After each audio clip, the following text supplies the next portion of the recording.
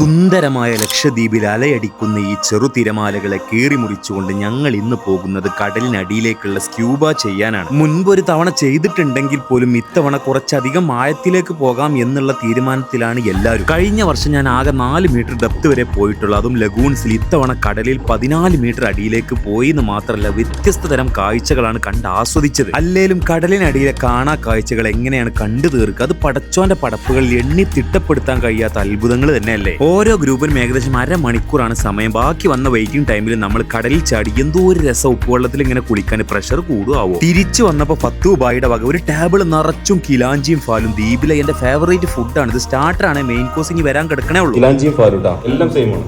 അന്നെ കണ്ടിട്ട് 2 പ്ലേറ്റ് ആക്കിയെന്നുള്ളൂ. ഇത് തൈലൊന്നും ഒരിക്കും അറിയാലോ. പിന്നെ അങ്ങോട്ട് നല്ല ചോറും തേങ്ങ അരച്ച ട്യൂണ കറിയും. പാൽബന്ധ് എന്നാണ് ഇത് പറഞ്ഞത്. ഞാൻ ആദ്യമായിട്ടാണ് ട്യൂണ മുളകണ്ണി മസാല ഇട്ടതും. മുള്ളൻ മീനാണെന്ന് തോന്നുന്നു. അങ്ങനെ ഉഷാർക്ക് മുന്തിരിങ്ങ, കുസാലിക്ക് നാരങ്ങ അയക്കണ്.